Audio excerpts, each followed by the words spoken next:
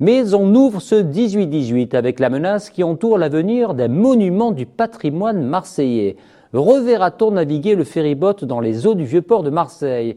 En panne de marin, la navette chère à Marseille.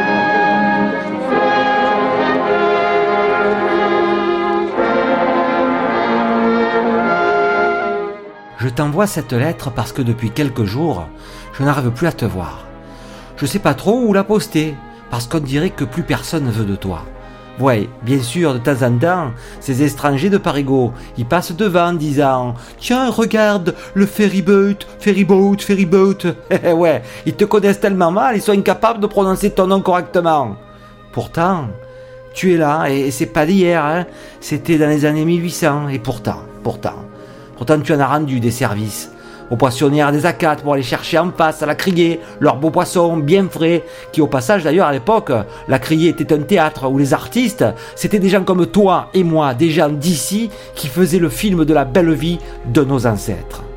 Alors, depuis que j'ai entendu que Déguin il veut plus piloter la plus belle traversée du monde, eh ben je m'inquiète. Pourtant, moi quand je passe le long du quai de Riveneuve et que je te vois pas, je me demande où tu es, comment tu vas, qu'est-ce que tu es devenu? Toi qui as transporté la grosse zézette avec ses gros paniers de poissons, toi qui as donné à Vincent Scotto l'envie de chanter Marseille, toi qui as eu le premier rôle dans les belles histoires de Marcel Pagnol. Alors tu vois cette lettre, je vais la mettre là, devant ton emplacement vide, et je suis sûr qu'à un moment ou à un autre, quand Jean-Claude, et ouais, tu le connais, c'est le maire, il se mettra à sa fenêtre depuis le balcon de sa mairie, en regardant la Vierge de la Garde, et quand il va baisser son regard sur le port qu'il a vu naître, eh ben, il te verra pas. Eh ben, peut-être qu'il va s'apercevoir qu'il manque quelque chose. Et il va venir la chercher et la lire, ma lettre, parce qu'en plus, je suis pas seul à penser comme ça. Alors même si dans mon cœur, tu ne mourras jamais, je crois que je l'ai trouvé, ton pilote.